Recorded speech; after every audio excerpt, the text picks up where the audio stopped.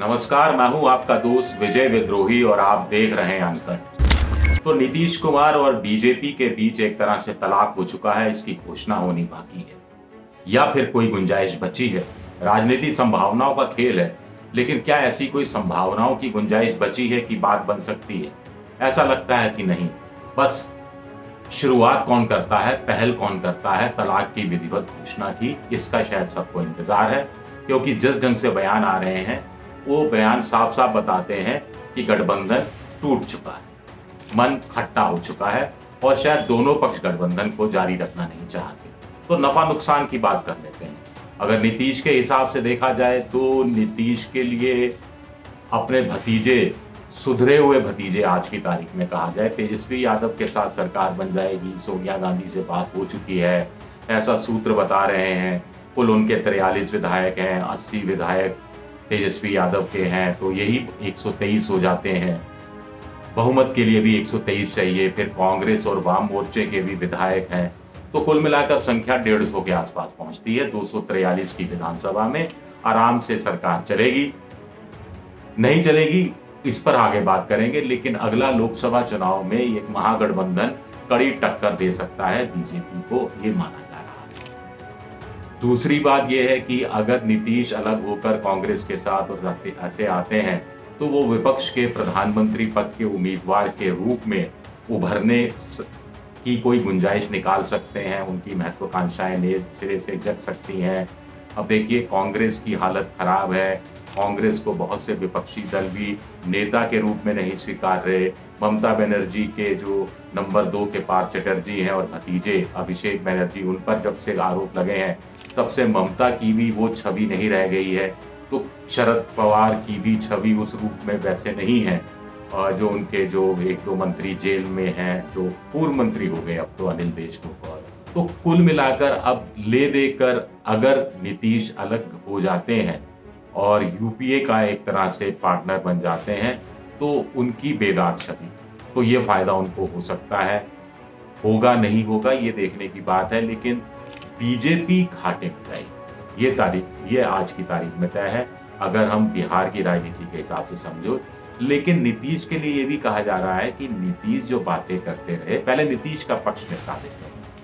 अब नंबर 2 की पार्टी की हैसियत उनकी इस गठबंधन में थी। तेजस्वी यादव के साथ जाएंगे तो भी नंबर 2 पे रहेंगे। बीजेपी में कोई बड़ा कद का नेता नहीं था और कहीं ना कहीं नीतीश का सम्मान था, चाहे भले ही मजबूरी में हो। लेकिन तेजस्वी यादव क्या एक बार सत्ता आ गई, उप मुख्यमंत्री बन गए, तो फिर क्या 3-4-5 महीने बाद उनका स्वर पहले की तरह नहीं बदलेगा? इस बात की कौन गारंटी ले सकता है? नंबर 2 की पार्टी फिर भी रहेंगे, ये भी बात अपनी जगह कही जा रही है।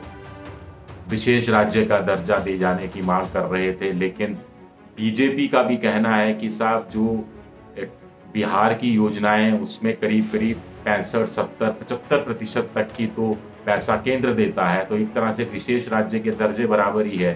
केंद्र की सहायता के बिना वहाँ योजनाएं नहीं चल सकती तो सुशासन नहीं लाया जा सकता। सुशासन नहीं होगा तो सुशासन बाबू नहीं रहेंगे। और 2024 के लोकसभा चुनाव के संदर्भ में बीजेपी ने तो बड़ा दिल दिखाते हुए 17 सीटें दे दी थी। तेजस्वी के साथ क्या खटपट नहीं होगी?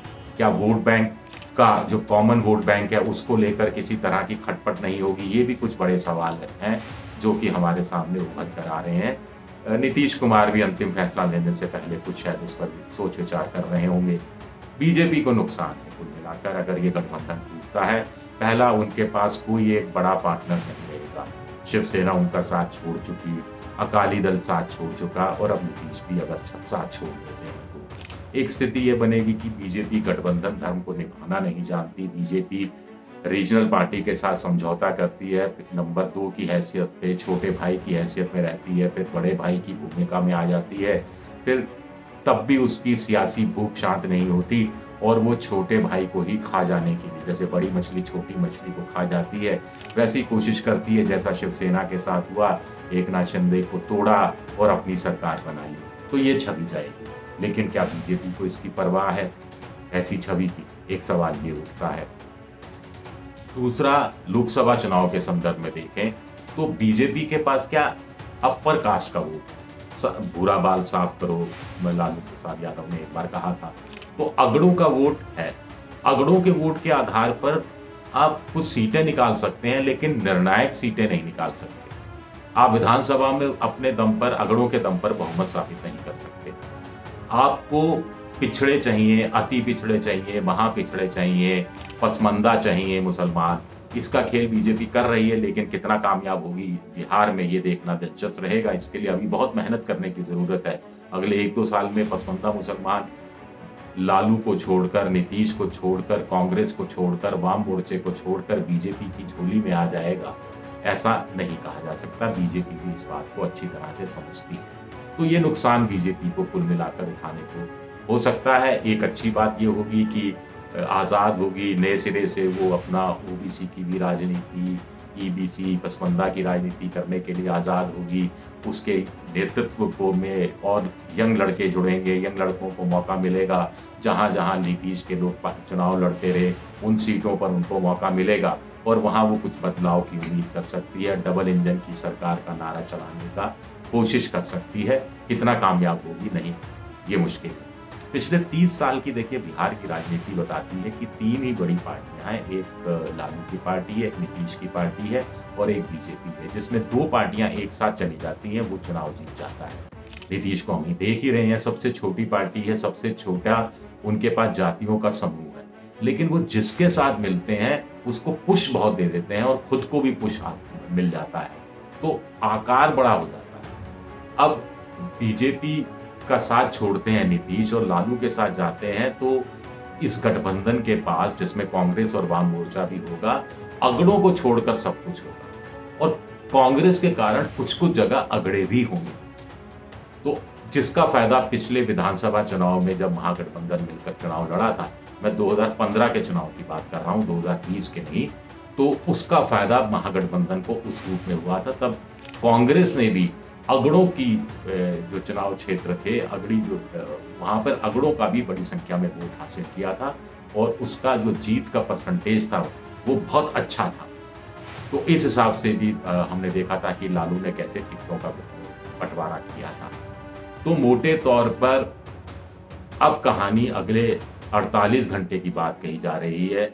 देखते हैं कि कहानी किस तरफ घूमती है। वैसे कुछ लोग कह रहे हैं कि नीतीश बीजेपी के साथ अगर बने रहते हैं तो 2024 के चुनाव में बीजेपी को भी फायदा होगा, नीतीश को भी फायदा होगा। फिर 2025 का अगला विधानसभा चुनाव दोनों मिलकर लड़ेंगे तो दोबारा सत्ता में भी आ जाएंगे और नीतीश हो सकता है उस समय कुछ मुख्यमंत्री भी बने और उसके बाद उनको शायद उपराष्ट्रपति बना दिया जाए। यानी उस समय उनकी राजनीति भी बहुत हो चुकी होगी, वो ज़्यादा और राजनीति करना भी नहीं चाहेंगे, तो उनका एलिवेशन और हो जाएगा। उपराष्ट्रपति भी बनाया जा सकता है उनको। हो सकता है स्थितियां ऐसी हो जाएं कि राष्ट्रपति पद भी मिल जाए उनको, क्योंकि बीजेपी तब चाहेगी कि अब राज्य की राजनीति छोड़े नीतीश और बीजेपी के हाथ में पूरा बिहार सौंप दे और नीतीश के लिए भी कोई बहुत ज़्यादा दिक्कत नहीं आएगी उस समय। ऐसे भी कुछ कयास लगाए जा रहे हैं। हालांकि किंतु परंतु अगर मगर बहुत सारे होते हैं, लेकिन राजनीति फिर भी अंत में तो है संभावनाओं का खेल। शुक्रिया, बहुत बहुत शुक्रिया।